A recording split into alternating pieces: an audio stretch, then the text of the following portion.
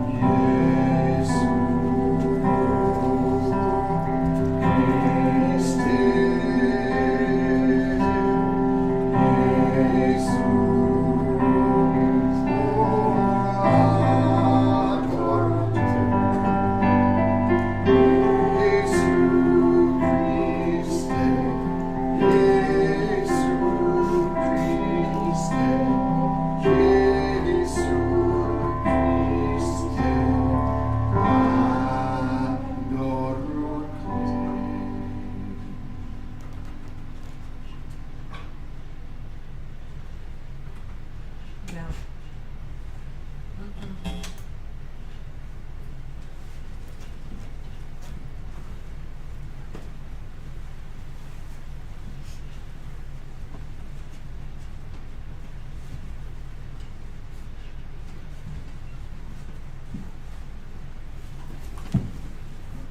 Zero.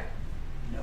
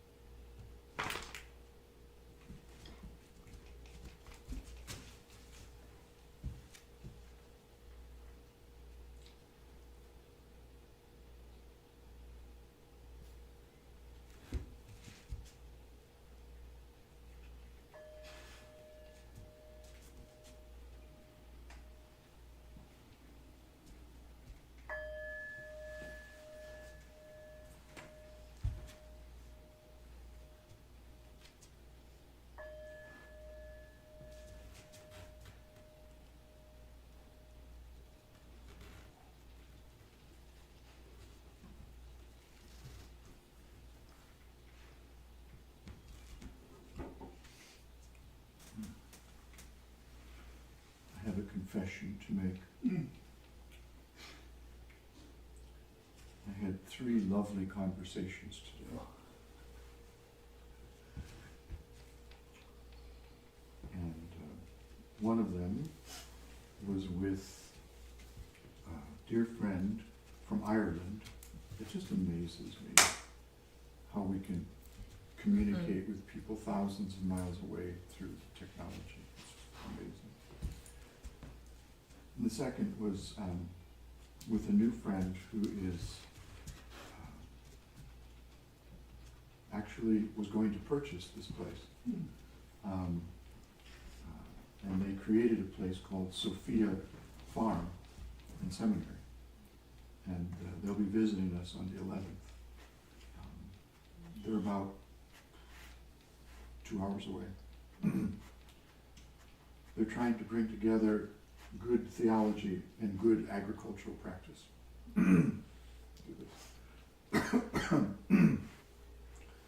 The third conversation was on the back porch, talking about what it might mean to live a monastic life or even consider it. So it got me thinking about some good books that speak about monastic life, what it is, and the archetype of the monk. Because it is an archetype. Did you know that in the game Dungeons and Dragons, there's a monk in there? And when I played this game many years ago, at the insistence of some of my friends, I had a short-lived career in the game because I chose to become a monk. I think I was like maybe 22 or something. And the monk in the game, Dungeons and Dragons, is given a little flask of healing oil. And I thought that was cool.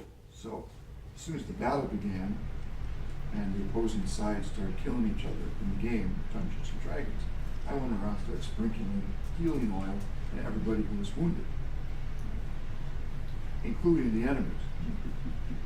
And at that very moment, one of my own team players on my side of the war came up and plunged a knife into my back, in the game. And I died.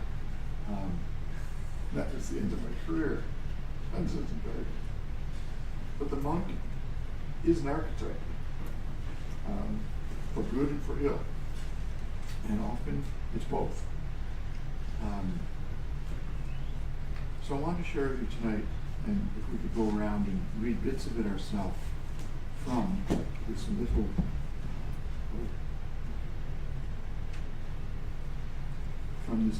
book by Joan Chittister. Joan Chittister is one of truly one of the great teachers in the past 50, 60, 70 years. She was the leader of a monastic community in Pennsylvania for a long time. Yeah. And now she's writing, she's teaching, she's traveling with it. She's a wonderful human being. Joan Chittister is her name. And I'll leave the book here along with this other one in case anyone's interested, also by her. But this book is called The Monastery of the Heart. It's an invitation to a meaningful life. Just read you a little bit of the inside cover. Every century, every culture has sought the spiritual dimensions of life in particular ways, in language, symbols, and lifestyles that it could embrace. Across the ages, countless women and men in East and West chose a path of monastic life, either in solitude or in community. One of them was Benedict of Nursia, the 6th century founder of communal monasticism in the West. For Benedict, the spiritual life lay in simply living this life, our daily life, well. He turned the ordinary into an experience of the extraordinary, a union with the sacred, here and now. His enduring legacy, Benedictine spirituality, based on the rule of Benedict, exists to this day and all around the world. And I would add to that it has influenced just about every single teacher of spirituality that I can think of. If you ever hear the phrase here and now, it's influenced by Benedict. Eckhart Tolle has been influenced by Benedict. Everybody, it seems, has been influenced by this guy who in his 20s left the Roman society, went off into the hills and started living alone because he needed to. That was the real reason. He needed to get away from the crazy. And then shortly after, others started gathering around him, and before you know it, there was a community. The Monastery of the Heart is Joan Chittister's powerful spiritual guide for all of us who are seeking a more purposeful life in this time of social upheavals, global transformations. It is written for seekers of any faith or none, individuals, couples, families, small groups, who are looking for meaning while facing seemingly countless options. And isn't that part of the challenge today? Perhaps for the first time in human history, more and more people have more and more choices, options.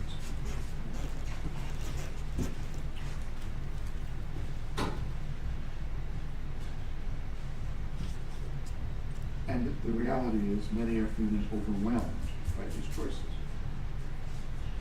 This book builds on the ancient rule of Benedict to show us new ways of meaningful living in the very center of our own world.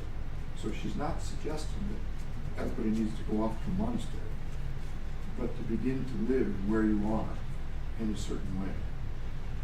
The Monastery of the Heart is anchored in the rule of Benedict. Now, a lot of people don't like the word rule, and that's understandable. But the word rule, in its original meaning, basically meant like a trellis, something that you would construct so a plant could grow and flourish. A structure, that's a better word actually, structure. And that's what he gave, a very clear, simple structure. This book, Monastery of the Heart, is rooted in the values of this rule,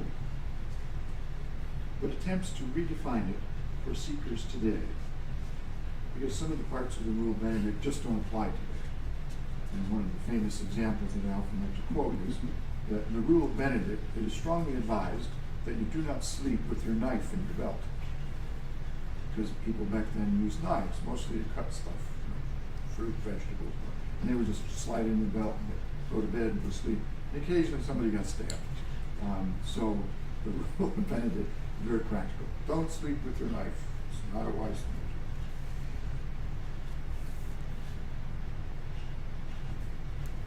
to do. So I thought we would just go around and read bits of it, and maybe to page 10. So I'll start and we'll pass it around. Introduction. After more than 50 years of life in a monastery, I have begun to sift and sort the effects of it all, asking myself what, if anything, of monastic life is worth passing on to others in this day and age. That's a good question. Is there anything of value? And she's asking, what if this life has any impact or import to populations other than monastic communities? And how can those outside traditional monasteries join throngs of monastics over the centuries who have found this life both enriching and enlightening? This book, then, is a guide, a kind of gentle guide, an invitation for those who stand in the midst of a seething, simmering world of spiritual as well as secular options, overwhelmed by choices, and looking for the rhythms of a new life. It suggests a model upon which to build, a model to rebuild their own lives. It offers a template, a guide, to guide them through the maze of empty promises. That seemed really appropriate today. The more I listened to the promises of the society, they seem very empty. You know, I mean, it's incredibly funny sometimes, the promises that are made. If you buy this product, you will find fulfillment. If you buy this product, you will find peace of heart and love forever. It's said. These are things that are said. I once discovered a book of Starbucks, which promised, I mean everything, in a cup of coffee. Starbucks. I love Starbucks, but I don't buy that. So these empty promises, these seductive dead ends, the useless panaceas of the modern world, a spiritless culture, so it seems. Search for God.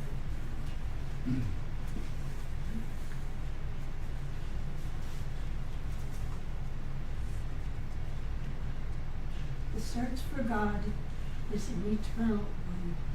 It plagues every generation. It stalks every soul. It is the insistent, eternal cry for meaning, for answers to the questions, why and what, and for what purpose. It is the unending awareness that I am not alone in the universe, despite the fact that I do not know where I have come from or to what I'm going. It is the soulful pursuit launched to understand the beginning of life and to find the answer to its end. The search for God is the attempt to complete the incomplete in us, and it never stops eating away at the innards of our soul. So just a comment about this. The monastic life is a search for God. Now, the catch is, it never ends. There's a popular myth in today's society that, again, if you buy this product, go to this seminar, you'll find what you're looking for. The monastic life is not like that. The monastic life is a search that never ends, and a discovery that keeps on, like the ever-ready battery, keeps on discovering, from one discovery to the next. That's the monastic life. So the promise is you get to search and keep searching and never find.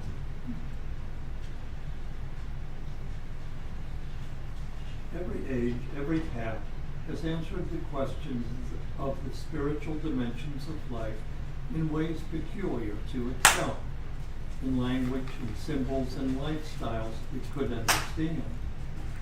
For some, in the past, the search to unite with the one, with the energy, with the life of life, took the form of desert asceticism. For others, it lay in community and communal worship. Yeah. For many, it was an attempt to withdraw from the business of this world in order to be better attuned to the next.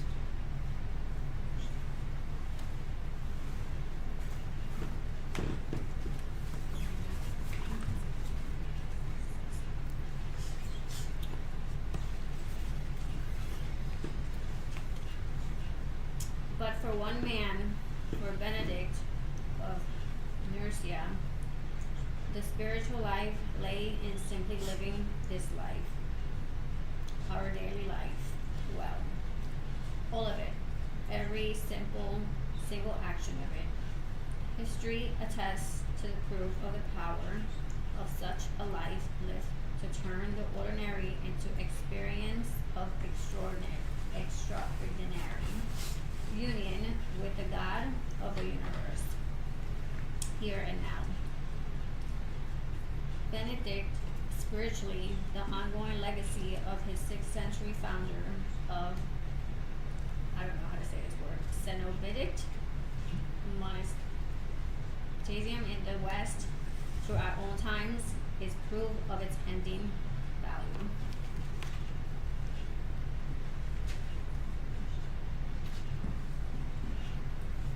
This spirituality based on the rule of Benedict, a communal lifestyle, is over 1,500 years old.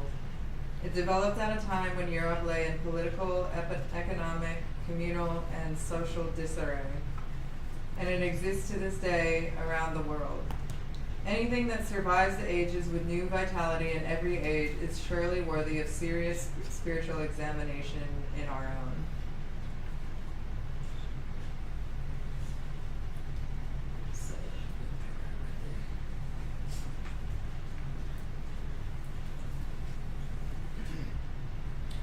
Most significant, perhaps, is that instead of setting out to reform the decadence of 6th century Italy, Benedict of Nursia simply ignored the cheap and chaotic superficiality of all of it, to live according to the standards, to walk a different path, to live the life everyone else lived, but differently.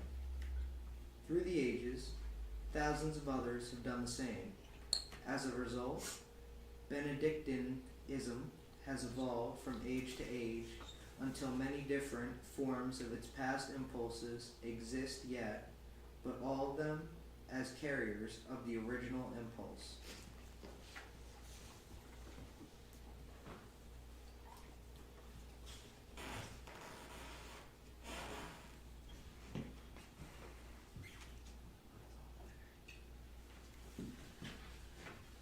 Today, in this time of cataclysmic social upheavals, of global transitions, of technology breakthroughs, of unimagined proportions, we must do the same. Old patterns are breaking down. Individuals, families, and small groups everywhere, in intentional communities and home worship, in parishes and prayer groups, through committed lifestyles and private disciplines, are seeking to shape new ways of living for themselves in the shell of the old.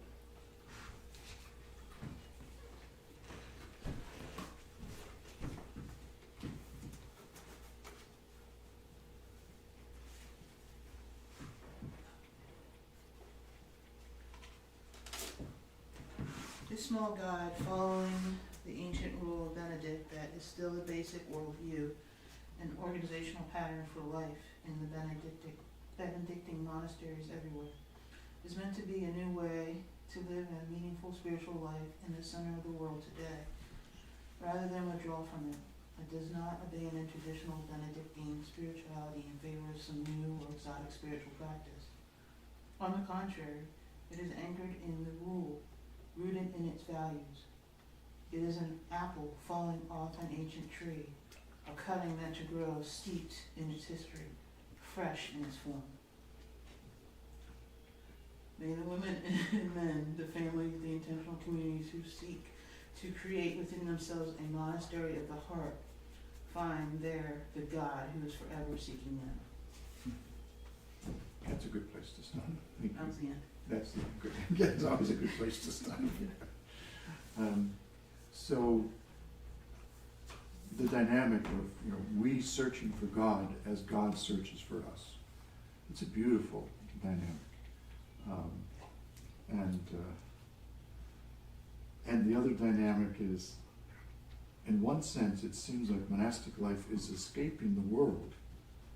In some ways, it is removing yourself from certain aspects of society, but at the same time, it's also going deeper into society, into the world, and particularly into one's own heart, where the world exists, by the way. You can never escape the world, because the world is in us. It's us. Sita. Oh, sorry. Two attentions here. Okay, one for you. One for you. There you go. One for you. Boy. Okay. Any thoughts, any comments at all on that reading?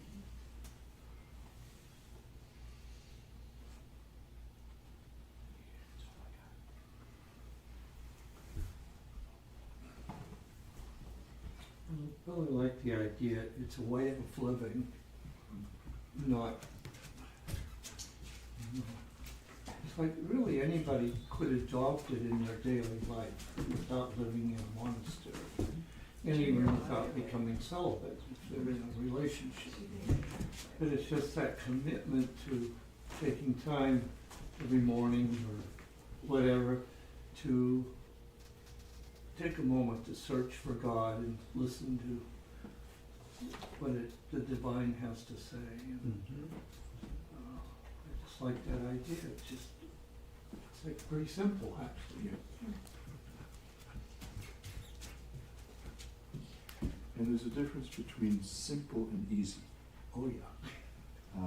Monastic life is not easy. It strives for simplicity, but that's not the same thing as ease. But that's another story. Any other thoughts?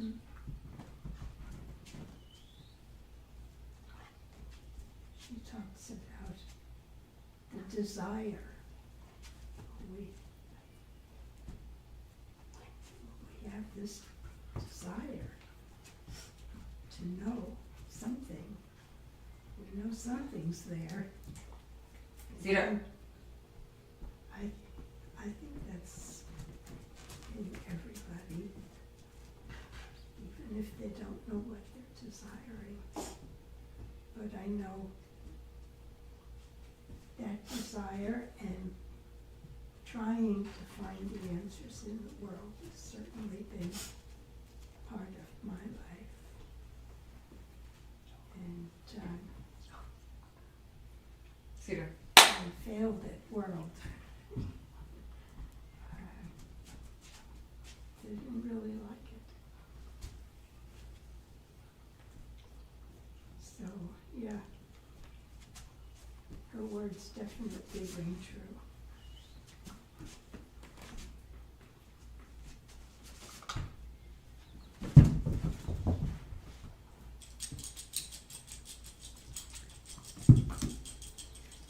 Any other thoughts?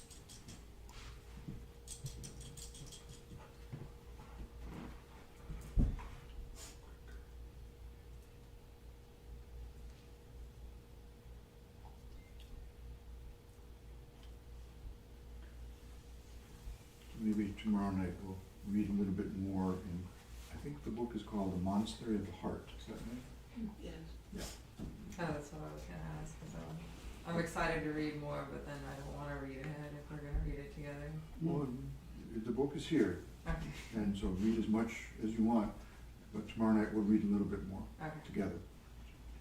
And the other book I would recommend is Wisdom Distilled from the Daily, Living the Rule of St. Benedict today, by Joan Chittister. Again, same author.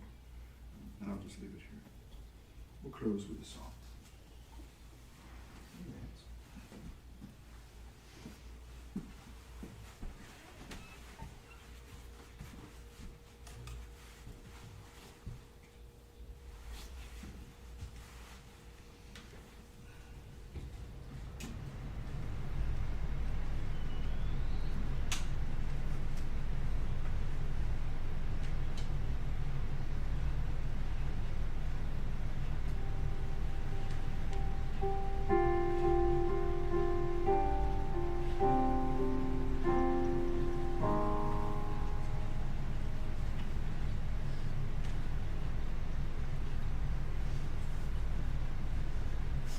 So, in the Irish language, cave mila falcha. Cave mila falcha. Could you say that with me, please? Cave mila falcha. Means 100,000 welcomes. 100,000 welcomes. And when we add makri, my heart, we turn it into a prayer. 100,000 welcomes all that is within my heart.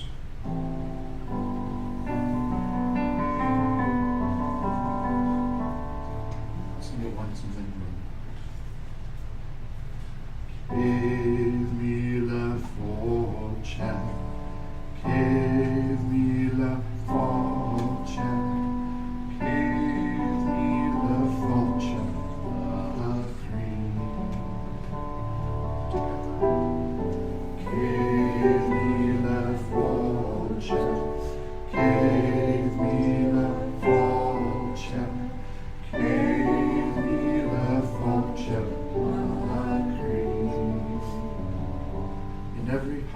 garden grows, in every heart a rose unfolds, in every heart a greening field, in every heart a forest wild and free. Che mille voce, che mille voce, che mille voce, la green. Che mille voce,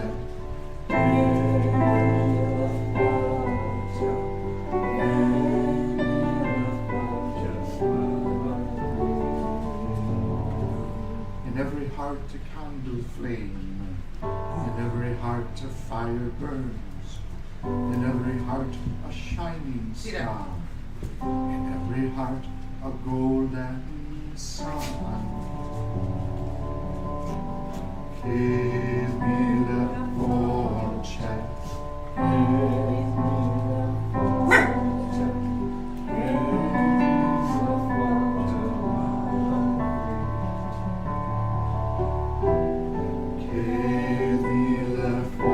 voce,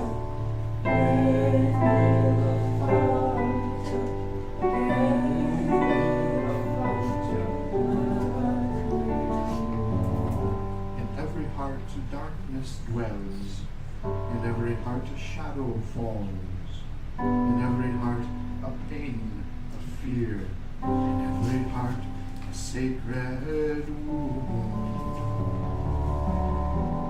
Che mille voce,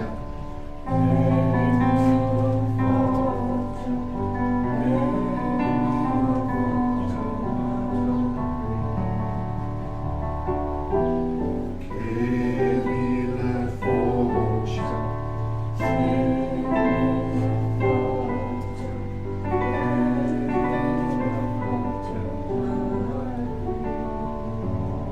in every heart a mystery veiled, in every heart a truth unknown, in every heart a secret name, in every heart a lovely dream.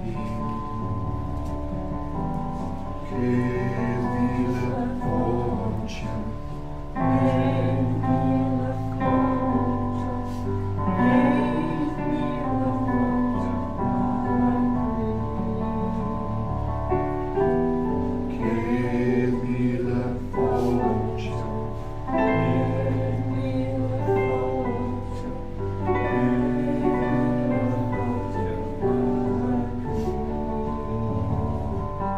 in every heart a holy well, in every heart a running stream, in every heart a river flows, in every heart an ocean wide and deep. Che mille voce, che mille voce,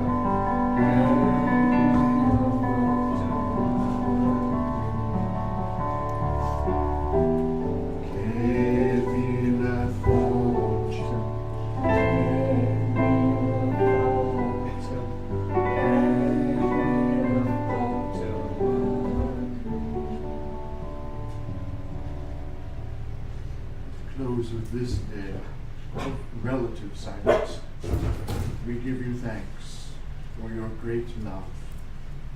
May we have a good night's rest and open our mouths to talk.